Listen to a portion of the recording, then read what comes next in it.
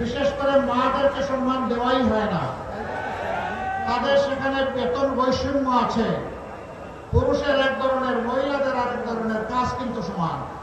মায়েরা কাজ করবেন দৈনিক 5 ঘন্টা, বাকি 3 ঘন্টা তার বাচ্চাকে সময় দেবেন, এটা বাচ্চার অধিকার। অনেকে বলে এটা কেমন কথা?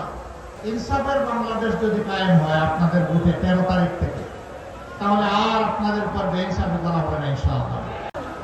54 বছর এক এক করে পার করেছে। এই 54 বছরে দেশ এবং জাতির কোনো উন্নয়ন হয় নাই, আপনাকে আমি কখনো বলি নাই, বলবো।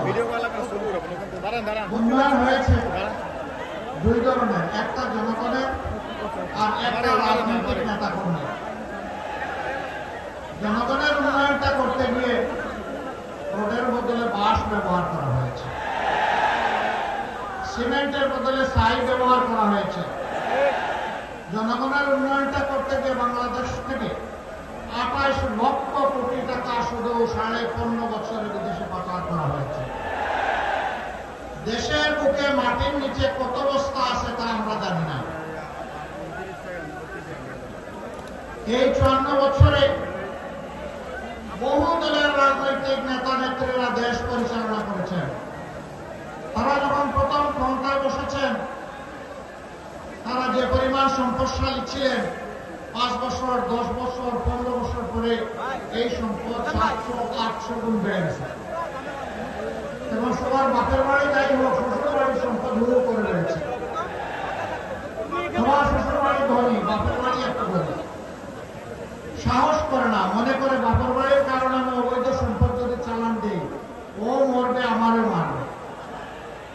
এই জন্য শাশুড়ি, শ্বশুর, ননদ, তারপরে এইরকম যারা আছে, জেঠু, শালা, শালিকা, শালার বউ, বউয়ের বাচ্চা, সবগুলোর নামে সম্পদ করেছে।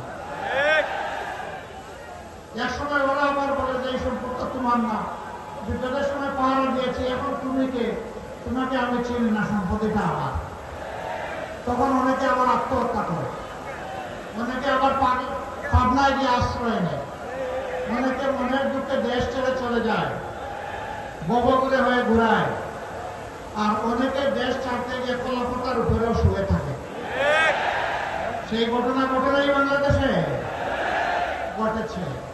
আবার অনেকে খালে বিলে ছোট্ট নৌকাতে পালাতে গিয়ে একসাথে জোড়ায় জোড়ায় ধরা পড়েছে। বেজ্জতির জীবন, এটি কোনো মানুষের জীবন হতে পারে না। যারা মানুষের সম্পদ চুরি করে, আল্লাহ তাদের উপর থেকে প্রতিশোধ গ্রহণ করেন। এটি হচ্ছে খোদাই প্রতিশোধ।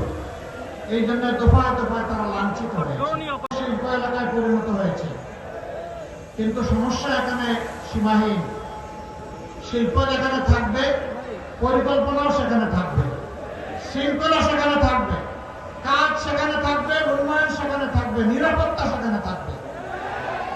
এই শিল্প এলাকায় কমপক্ষে 40 লক্ষ কর্মচারী কর্মকর্তা কাজ করেন, কিন্তু তাদের জীবনে না আছে নিরাপত্তা, না আছে শৃঙ্খলা, না আছে তাদের একটু স্বাস্থ্য সেবা পাওয়ার কোন অধিকার। আমরা আপনাদেরকে ইনশাআল্লাহ বলে যাচ্ছি, ইনসাফের বাংলাদেশ যদি কায়েম হয় আপনাদের বুথে 13 তারিখ থেকে, তাহলে আর আপনাদের উপর বেইনসাফি করা হবে না ইনশাআল্লাহ। এই শিল্প এলাকাকে শিল্পের মতো করেই ইনশাআল্লাহ সাজানো হবে। এটি যেন শিল্পের একটি সাজানো বাগান, সেরকম করে ইনশাআল্লাহ সাজানো হবে। আমার শ্রমিক ভাই বোনেরা, বিশেষ করে গার্মেন্টস শ্রমিক যারা, আমি মাঝে মধ্যে হুট করে কিছু গার্মেন্টসে আমি ঢুকে যাই বাস্তব অবস্থাটা দেখানোর জন্য। কোনো সময় জানাই আসি, কোনো সময় না জানাইয়াও ঢুকি, বাস্তবে অবস্থা দেখার জন্য। বহুদিক সমস্যা, সকল মালিকের দৃষ্টিভঙ্গি সমান নয়। অনেকে সম্মানের সাথে তার শ্রমিকদেরকে রেখেছেন, এ সংখ্যাটা বড় কম। বেশিরভাগ ক্ষেত্রে শ্রমিকদের সম্মান দেওয়া হয় না, বিশেষ করে মাদেরকে সম্মান দেওয়াই হয় না। তাদের সেখানে বেতন বৈষম্য আছে। পুরুষের এক ধরনের, মহিলাদের আরেক ধরনের, কাজ কিন্তু সমান। এই সমস্ত বৈষম্যকে আমরা সমান করে ফেলবো ইনশাআল্লাহ। এই ক্ষেত্রে বৈষম্য রাখবো না। মাদের জন্য আমরা ঘোষণা করেছি অন্তত 2 থেকে 2.5 বছর, যে সময়টা গর্ভবতী অবস্থায় বাচ্চা দুনিয়াতে আসার পরে বুকের দুধ বাচ্চাকে খাওয়াতে হয়, সেই সময় ইনশাআল্লাহ পর্যায়ক্রমে প্রথমে সরকারি থেকে শুরু হবে, তারপরে বেসরকারিতে যাবে। মায়েরা কাজ করবেন দৈনিক 5 ঘন্টা, বাকি 3 ঘন্টা তার বাচ্চাকে সময় দেবেন। এটা বাচ্চার অধিকার। অনেকে বলে এটা কেমন কথা, ওদের তো আয় রোজগার কমে যাবে। অবশ্যই কমবে না। বাকি 3 ঘন্টার স্যালারি দেবে সরকার, সমাজসেবা অধিদপ্তর। এটা সরকারের নৈতিক দায়িত্ব, দিতে হবে। একটা সুস্থ মা, একটা সুস্থ শিশু, আগামী দিনে সুস্থ সমাজ। এই সুযোগ, এই সম্মান তাদেরকে দিতে হবে। অনেক মা 8 ঘন্টা ঘরের বাইরে অবুঝ বাচ্চা রেখে থাকতে পারবেন না, এই জন্য চাকরি ছেড়ে দেন। আমরা চাই মায়েরা চাকরিতেও থাকবেন, আবার বুকের সন্তানকেও জড়াইয়া ধরবেন। শুধু তাই না, শিল্প এলাকায় আমরা সংখ্যা নির্ধারণ করে দেব যে এত সংখ্যক মহিলা থাকলে সেখানে অবশ্যই তাদের বাচ্চাদের জন্য ডে কেয়ার সেন্টার থাকতে হবে।